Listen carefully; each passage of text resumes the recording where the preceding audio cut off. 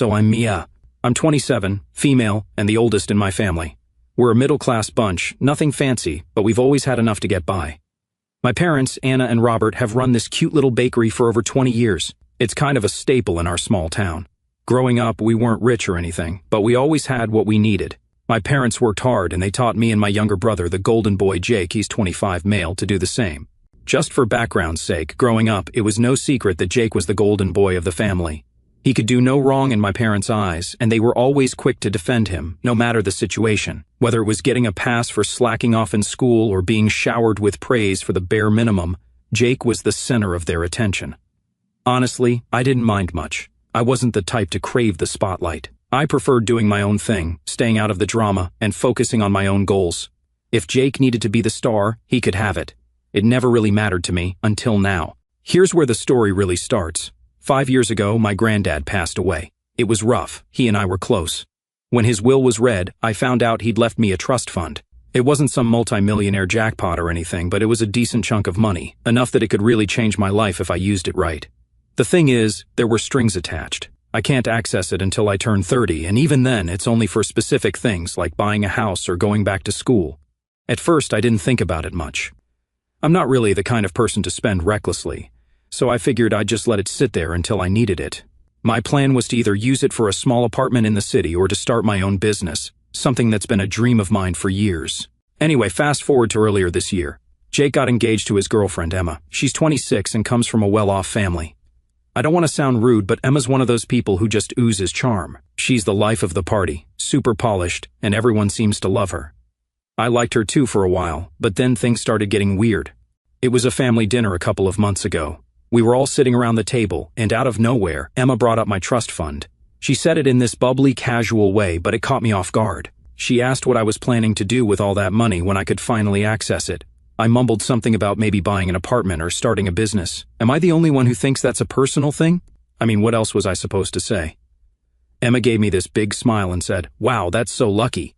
You know, Jake and I could really use some help with the wedding or maybe even a down payment on a house." Jake chuckled awkwardly, like he wasn't sure if she was serious. I laughed too, thinking it was a joke, but then she just kept staring at me, like she was waiting for me to agree. It was so awkward. My parents jumped in and said something about how the money was mine and it wasn't really up for discussion. That seemed to end it for the night, at least. After that dinner, though, I couldn't shake the weird vibe. It felt like Emma had planted a seed, and I had no idea how much it was about to grow. Over the next few weeks, every time we had a family gathering, Emma would find a way to bring it up again. She was never super direct, but her comments got more pointed. She'd say things like, "It's so amazing you have that kind of opportunity, Mia. It's just so rare to see someone in a position to really help their family." At first, I'd just let it slide. I'd change the subject or laugh it away, but she wouldn't stop. It wasn't just Emma either.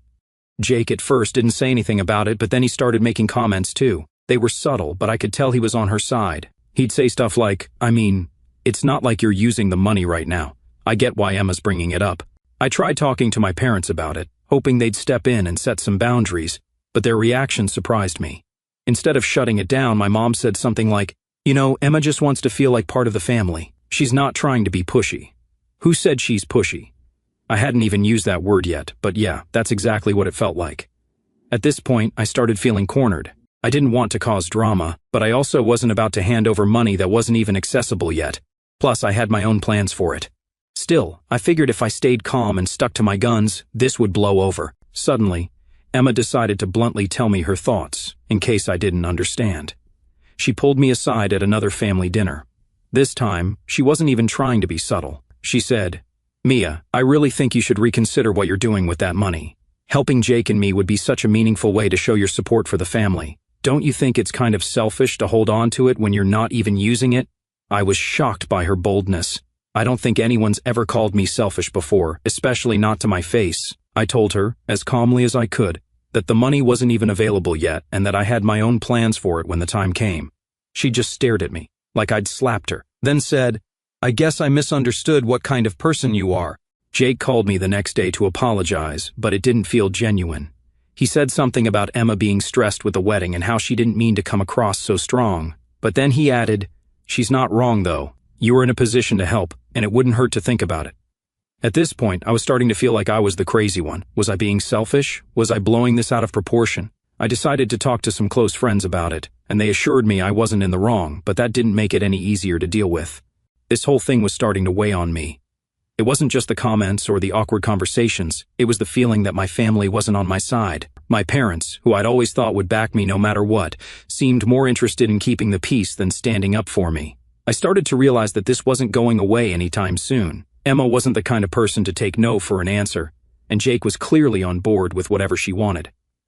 My parents, they were stuck in the middle, trying to smooth things over without actually addressing the problem. I actually have no idea how far this would go, but one thing was clear. I'm not backing down. Am I overreacting? Tell me what you guys think.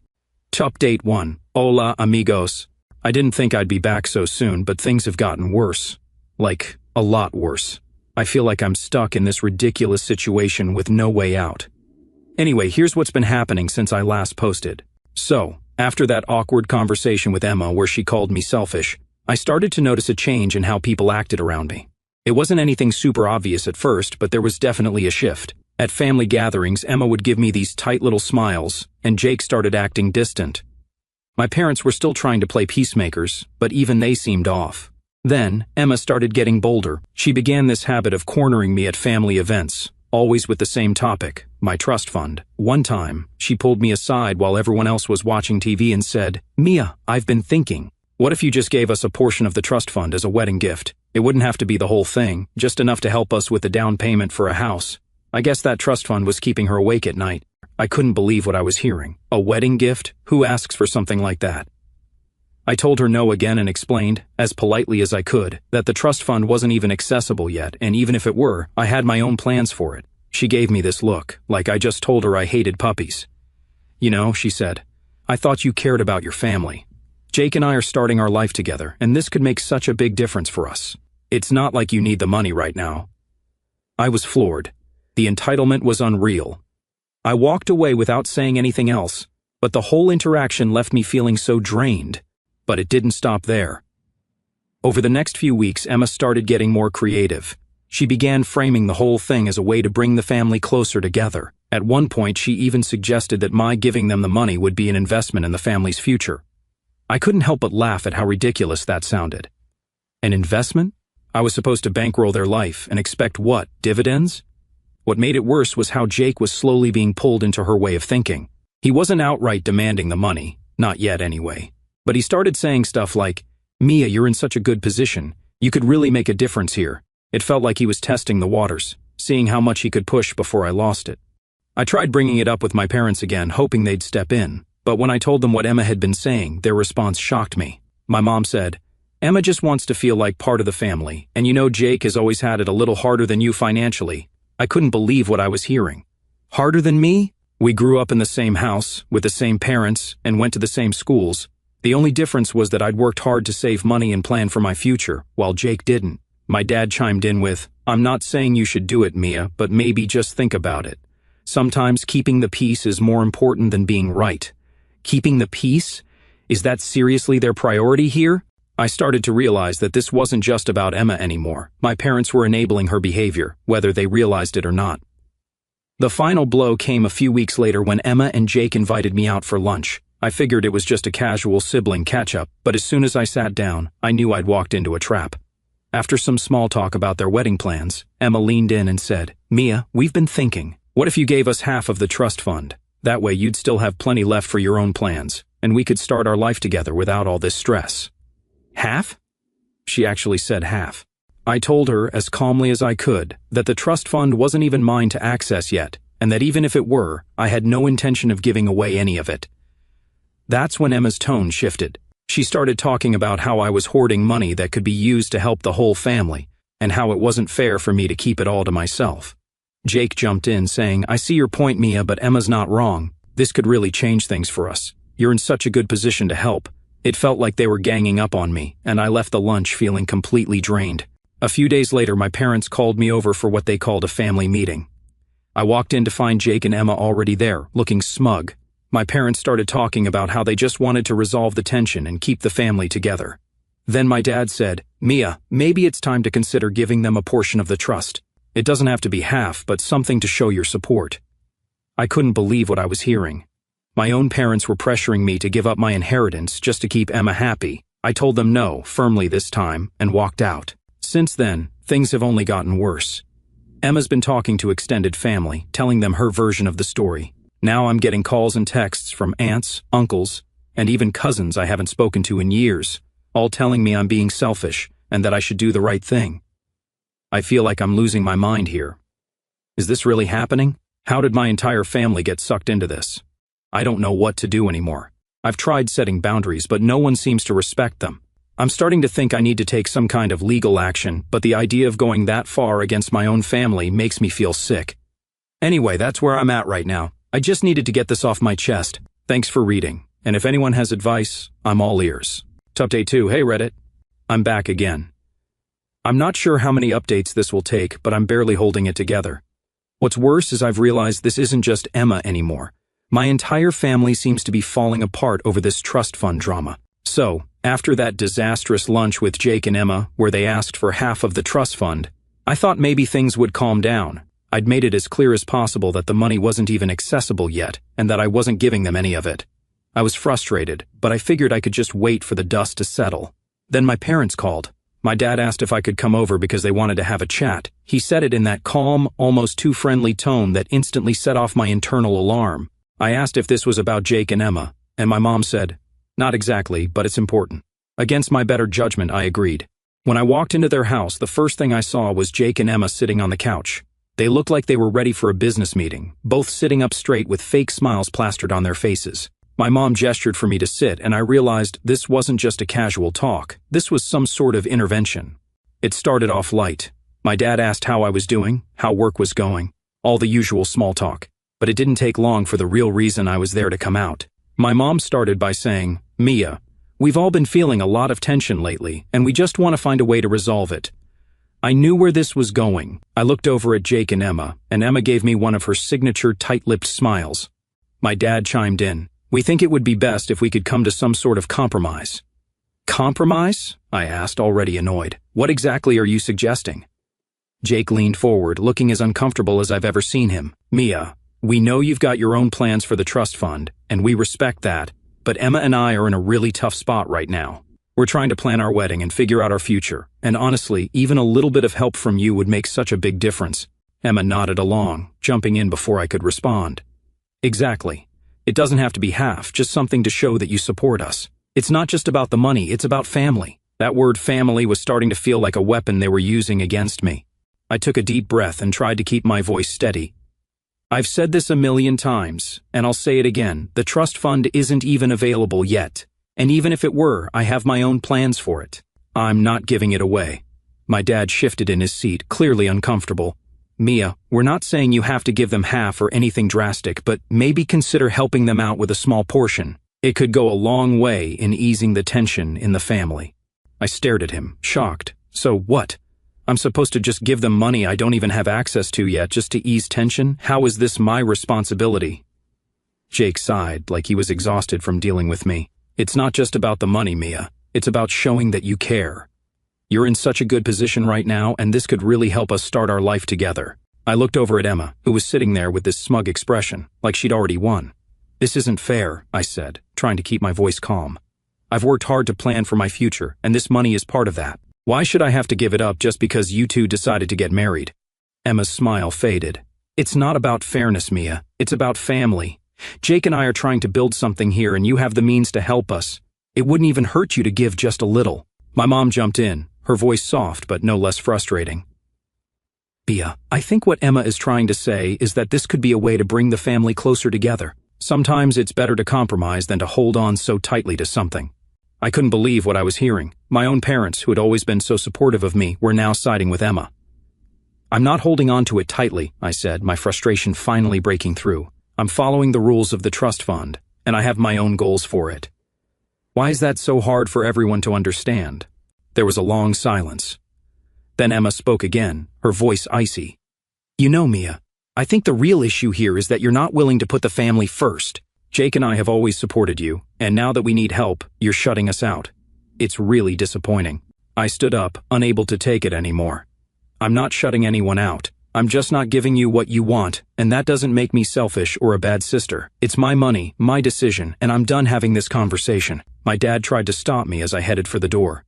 Mia, wait, don't leave like this. We just want to find a solution that works for everyone.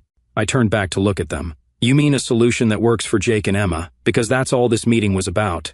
If you can't see how unfair this is, then I don't know what else to say. And with that, I left. Since then, I've barely spoken to my parents. Jake and Emma have completely stopped talking to me, which honestly feels like a relief at this point. But the worst part is how isolated I feel. I always thought my family would have my back, no matter what. Now it feels like they've all turned against me, and for what? I'm not sure what my next step is. Part of me wants to just cut them all off. But another part of me is holding on to the hope that things can somehow go back to normal. For now, I'm trying to focus on myself and block out all the noise. But it's hard when the people who are supposed to love you the most are the ones causing all the pain. Thanks for letting me vent, Reddit. I don't know what I'd do without you guys. To update 3. Hey Reddit. I'm back with an update, and honestly, things have gone from bad to worse. After weeks of being cornered, guilt-tripped, and painted as the villain, I finally decided to take a stand. It's not what I wanted, but I'm realizing that I can't just keep hoping this will blow over. So, after that last family meeting, I spent a few days trying to process everything. The phone calls, texts, and side-eyes from family members were non-stop. It felt like every day someone new was chiming in, telling me I was selfish or that I needed to think about what's really important. No one seemed to care that this trust fund wasn't even accessible yet, or that it had clear restrictions. All they saw was a pot of money, and they wanted me to hand it over. The breaking point came when I got a call from my cousin, Laura. She's one of the few family members who's been supportive through all this. She told me that Emma had been going around at family gatherings, spreading rumors about me. Apparently, Emma was saying things like, Mia doesn't care about family, and it's so sad to see someone prioritize money over their own brother. Hearing this made my blood boil. I knew Emma was manipulative, but going behind my back and trying to turn the entire family against me? That was a new low. To make matters worse, Laura also told me that Emma had been asking other relatives for details about my financial situation. She'd been poking around, trying to find out how much money I actually had and whether there was any way she could access it. That was it for me. I decided it was time to consult a lawyer. I needed to know exactly what my rights were and how to protect myself. So, I booked an appointment with a local attorney who specializes in estate law. When I explained the situation to her, she was shocked. She told me that what Emma was doing, pressuring me, spreading rumors, and digging into my finances, could be considered harassment. She assured me that the trust fund was ironclad and that no one but me would have access to it when the time came. Hearing that was a relief, but it didn't solve the immediate problem. My lawyer advised me to start documenting everything: texts, emails, conversations, anything that could show a pattern of harassment or manipulation. She also suggested that I issue a cease and desist letter if things didn't calm down soon. I spent the next few days going through my phone and saving every message I could find, the text from Emma, the guilt-tripping calls from Jake, even the passive-aggressive comments from my mom. All of it went into a folder. It felt weird, like I was building a case against my own family, but at this point, I didn't know what else to do. Meanwhile, Emma wasn't slowing down. She started posting vague updates on social media about selfish relatives and family drama. She didn't mention me by name, but it was obvious who she was talking about. Some of the comments were downright nasty, and I started getting messages from people I hadn't talked to in years, asking what was going on. It wasn't just online either. Emma started bringing her campaign into the real world. One of my coworkers pulled me aside at work one day and said, "Hey, just so you know, someone's been asking questions about you. They called HR pretending to be a family member and wanted to know your salary and financial situation." I was horrified. I had no proof it was Emma, but who else could it be? The timing and context were just too coincidental. That night, I called my lawyer again. I told her everything: the social media posts, the phone calls, and the attempt to snoop into my finances. She told me it was time to send a cease and desist letter. The letter was firm, but professional. It outlined all the ways Emma's behavior was inappropriate and warned her to stop immediately. It also made it clear that any further harassment could result in legal action. I felt a little sick sending it, to be honest. I didn't want to escalate things, but Emma wasn't giving me a choice. Within days, Jake called me furious. He said, "What the hell, Mia? You sent a legal letter to my fiancée? Do you know how embarrassing this is for us?" I tried to stay calm. "Jake, I had no choice. Emma has been harassing me for weeks, and I can't take it anymore. She's crossed so many lines." Jake didn't see it that way. He accused me of taking things too far and said I was overreacting. "She's just trying to make you see her side, Mia. This is about family, not money. I told him, if it's really about family, then why is Emma going behind my back, spreading lies, and trying to dig into my finances? That's not what family does. The call ended with Jake saying he needed time to cool off. Since then, things have been quieter, but the tension is still there. Emma stopped posting on social media, and I haven't heard from her directly, but my parents, they're furious with me for involving a lawyer. My mom said, "You didn't need to make this a legal matter, Mia. You could have just talked to us." I reminded her that I did talk to them, multiple times, and they did nothing, but of course, that didn't change her mind. Right now, I'm focusing on protecting myself. I've got everything documented, and my lawyer is on standby in case Emma tries anything else. It's not the resolution I wanted, but at least I feel like I have some control again. I just wish my family could see how much this is hurting me.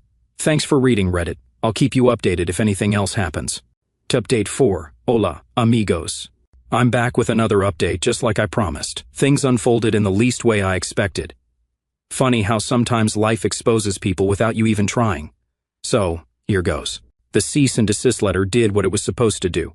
At first, Emma went quiet and the vague, passive-aggressive posts on social media stopped. For a few days it felt like things might actually calm down, but of course, it wasn't that simple. My parents and Jake made sure the tension didn't go away. It started with my mom calling me again, her voice sharp and exasperated. "Mia, do you have any idea how much damage that letter caused? Emma's humiliated, and now the whole family thinks we're falling apart." "Mom," I said, already exhausted, "Emma has been harassing me for weeks. She tried to turn everyone against me, dug into my financial situation, and wouldn't take no for an answer. What else was I supposed to do?" Her response, "You could have handled it better. Sending legal letters to family? That's not how we solve problems." I hung up, realizing for the 100th time that my parents weren't going to see my side, no matter what Emma did. They seemed determined to blame me for escalating things. A few days later, everything blew up in a way none of us could have expected. Jake accidentally sent a group text, meant only for Emma, to a family chat that included me, our parents, and a couple of cousins. The messages, they exposed everything. In the first text he wrote to Emma, "I found the messages you sent to your friends about Mia and the trust fund. Are you serious? You've been bragging about securing the bag this whole time?" Then came the screenshots he attached, messages Emma had sent to someone else, gloating about how she was banking on my parents to wear me down. One of the messages read, "Don't worry, Robert and Anna will push Mia into giving me the money. She's too soft to hold out forever." Another screenshot showed Emma mocking me, saying, "Mia's so focused on her little business dreams that she doesn't even realize how selfish she's being.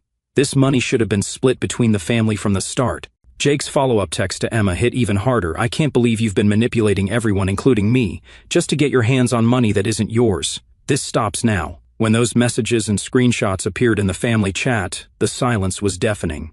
Seconds later, Jake realized his mistake and sent, "Oh no, this wasn't supposed to go here. I'm so sorry." But it was too late. The group chat exploded.